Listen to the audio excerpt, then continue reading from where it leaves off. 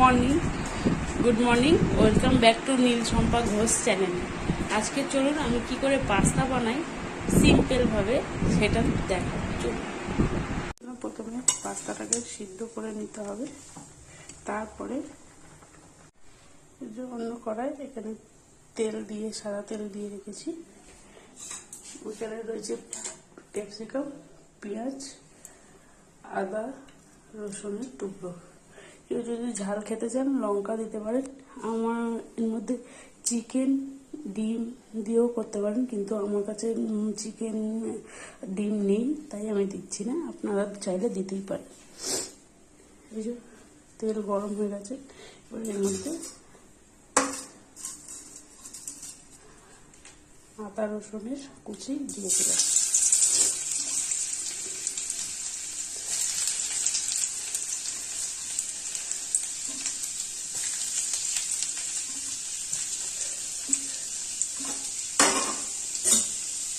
একটু লাল হয়ে আসলে পেঁয়াজ আর ক্যাপসিকামটা দিয়ে দেবো।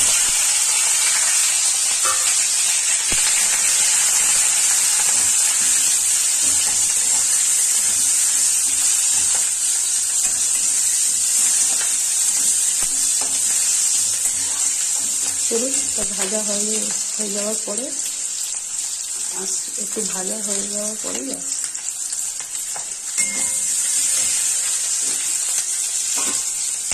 এটাকে 2 মিনিটের মতো ভাজতে হবে, যাতে কাঁচা ভাবটা না থাকে। আবার বেশি ভাজাও হবে না, যাতে মানে যেটা আধ কাঁচা বলে।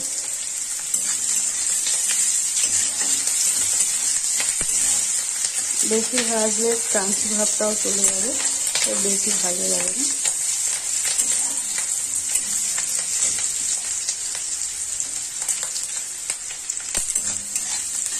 এবার চলুন এর মধ্যে একে একে সস দিয়ে দিই। এই যে রেড চিলি সস, এটা একটু দিয়ে দেবো এর মধ্যে।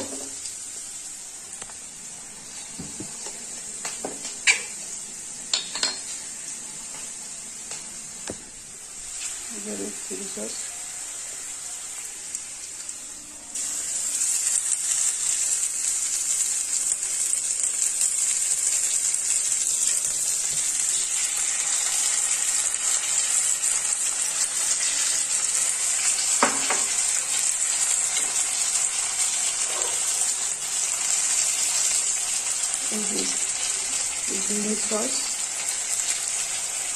Green sauce, vinegar, dark sauce, এগুলো দিয়ে আসছে।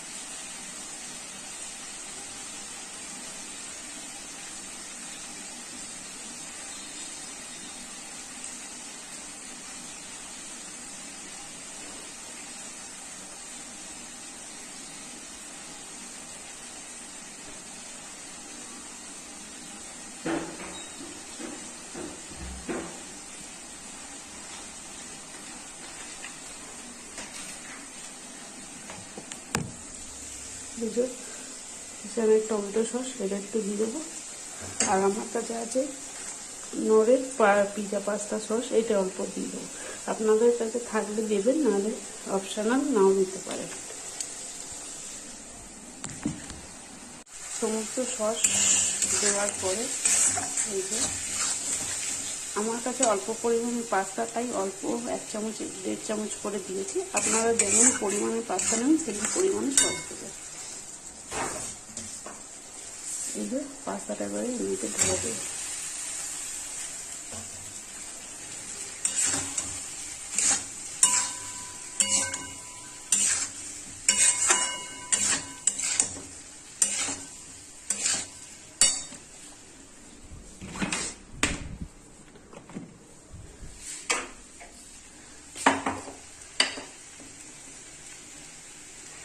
স্বাদ মতো নুন দেবেন, সসে নুন থাকে তাই অল্প করে সামান্য বুঝে দেবেন।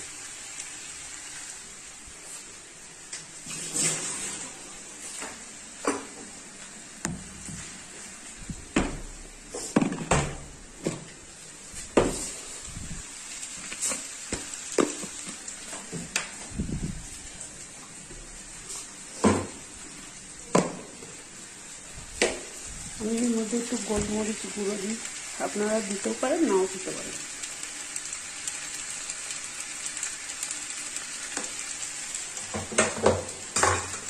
এবার স্বাদ অনুযায়ী একটু চিনি দিতে হবে।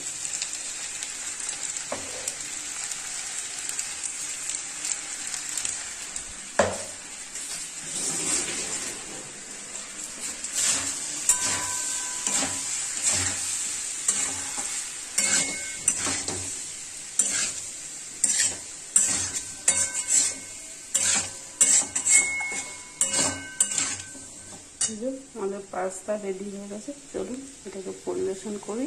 আর গরম গরম খেয়ে আপনাদের পরে জানাবো কেমন হয়েছে। আপনাদের ভিডিওটা ভালো লাগলে লাইক শেয়ার সাবস্ক্রাইব করে দেবেন। আপনারাও চাইলে কম সময়ের মধ্যে এইভাবে পাস্তা বানিয়ে খেয়ে দেখতে পারেন, ভালো লাগবে খুবই।